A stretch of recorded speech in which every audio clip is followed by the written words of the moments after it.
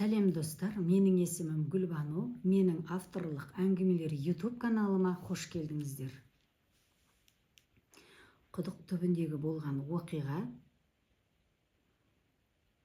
3-ші бөлім. Ол орамалын мықтап байлады, арқанды беліне байлатты.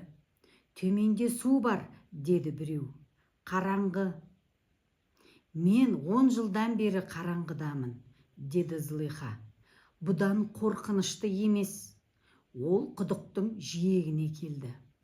Төменге қарады. Балам, анаң келіп жатыр. Алғашқы қадам ең ауыр қадам болды. Аяғы тайып кетті. Жұрт шу ете түсті.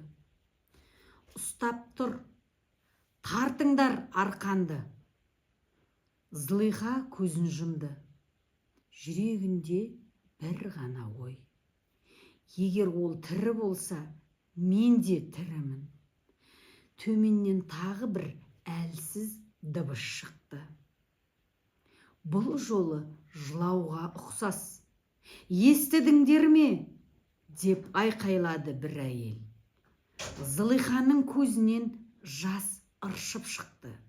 Тірі, деді ол сыбырлап. Тірі екен. Әңгімемізді жалғастырмас бұрын, кім қай өңірден тыңдап отыр, соны пікірге жаза кетсеңіздер. Мен үшін қызықты, ал сіздерге жақсы көңіл күймен осы туындыны тыңдауларыңызға шын жүректен тілектеспін. Тірі екен. Арқан баяу сырғып, Зылиха қараңғылыққа сіңіп бара жатты. Жоғарыда тұрған ауыл адамдары алғаш рет жынды әйел үшін емес, бір сәби үшін дұға қылды. Құдықтың іші салқын еді. Тас қабырғалардан су тамшылап тұрды. Жарық жоғарыдан жіңішке жіптей ғана түседі. Зылиха аяғы суға тиді.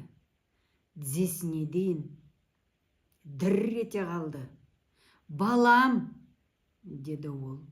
Дауысы тұншығып шықты. Қараңғылықтың түбінде бір қозғалыс бар. Алдымен дыбыс.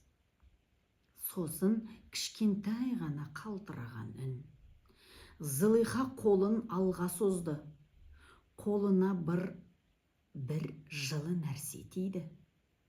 Жүрегім, деді ол сыбырлап. Сол сәтте бала жылауын қойды. Тек әлсіз аңырсыды. Зылиха баланы кеудесіне қысты.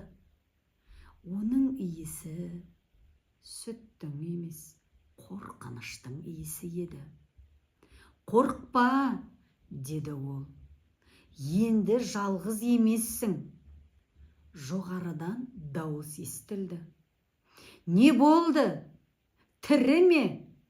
Зылиха жауап бермеді. Ол тек баланың маңдайынан шөлпілдетіп сүйе бастады. Алғаш рет. Мен сені тастамаймын, деді. Ант етем. Арқан тартыла бастады. Зылиха баланы орамалына орап, кеудесіне қысты. Жоғары көтерілген сайын жарық көбейді. Ал жүрегі бұрынғыдан да қатты соқты. Құдықтың жиегі көрінді. Алдымен Зылиханың басы шықты. Сосын қолындағы бала. Жұрттың арасынан бір әйел шошып кетті. Ойбай, рас екен.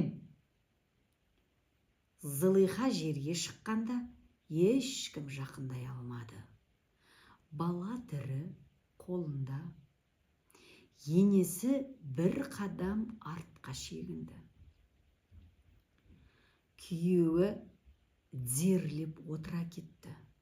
Бұл, деді біреу, бұл ғажайып қой. Зылиха баланы ешкімге бермеді. Қатты қысып ұстап тұрды. Беріңдер дәрігерге, деді біреу. Зылиха басын шайқады. Жоқ, алдымен мен анамын. Сол сәтте ешкім қарсы сөз айта алмады.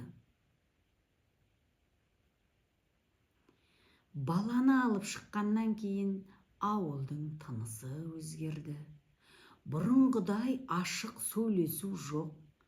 Әркім бір-біріне басқаша қарай бастады. Кімдікі екен? Қай үйдің баласы? Қалай ғана жүрегі шыдады. Бұл сұрақтар дауыстап емес, сыбырлап айтылды.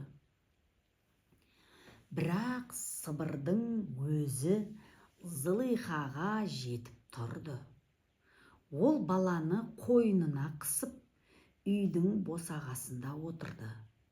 Ешкімге бермеді, тіпті дәрігерге де. Қолыңнан алып кетеді, деді ол күйеуіне. Менен тағы да тартып алады. Күйеуі не айтарын білмеді. Бұрын ұрған қолы енді балаға қарап қалтырады. Бұл баланың анасы тірі болуы мүмкін, деді біреу. Бәлкім жас келін, бәлкім ұяттан қорыққан. Сол кезде ауылдың бір шетінен бір әйел үйінен шықпай қалды. Кеше ғана босанғанын ешкімге көрсетпеген келін еді ол. Ауыл іші гүлдеп кетті. Сол емес пе? Құдықтан шыққан бала сол үйдікі емес пе? Зылиха осы сөздерді естіді. Жүрегі шым ете қалды.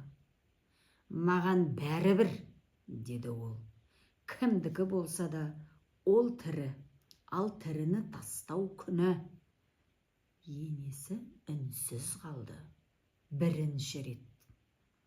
Күйеуі баланы қолына алмақ болды. Зылиха шегініп кетті. Жоқ, деді ол. Сендер мені 10 жыл қорғаған жоқсыңдар. Енді мен өз баламды қорғаймын. Өз баламды, деп сыбырлады біреу. Бұл ауылдың ішінде жай ғана сөз емес, үкім болып тарады. Ал Зылиха сол түні баланы құшақтап жатып, алғаш рет тыныш ұйықтады.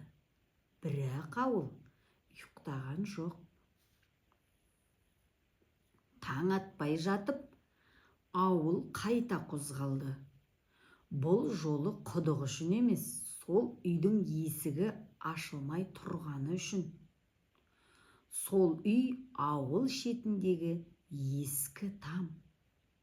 Кеше ғана келін түскен, жас, үндемейтін, көзін төмен салып жүретін.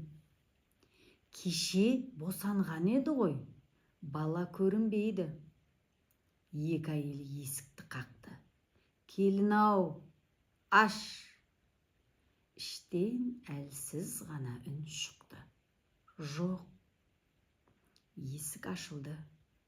Төсекте бір әйел жатыр еді.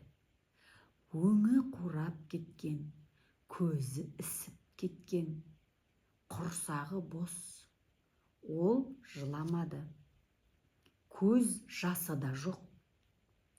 Тек жансыз тыныс. Балаң қайда? Деді бір әйел сыбырлап. Келін басын теріс бұрды. Білмеймін, деді. Өлді. Сол сәтте сырттан өлмеген деген дауыс естілді. Бұл Зылиха еді. Ол босағадан аттады. Қолында бала. Келін баланы көргенде айқайлап жіберді. Жоқ. Жоқ, көрсетпеңдер маған. Зылиха баланы жақындатпады. Тек отырды. Тыныш. Неге? Деді ол жай ғана. Неге тастадың? Келін жылап жіберді. Бұл бірінші рет. Қорықтым, деді ол. Енем, күйеуім, балам қыз болып туылды. Бұл сөзді естігендер басын төмен салды. Қыз болса ұят, деді. Еркек болмаса керегі жоқ, деді. Зылиханың көзі жасқа толды. Бірақ ол жыламады. Ал мен 10 жыл бойы, деді ол, қыз болса да, ұл болса да, тек бір ана деген сөзге зар болдым. Келін еңіреп жылап жіберді. Қолын созды. Бер, деді. Баламды бер. Зылиха баласын кеудесіне қысты. Ұзақ үнсіз қалды. Бұл оның өміріндегі ең ауыр үнсіздік еді.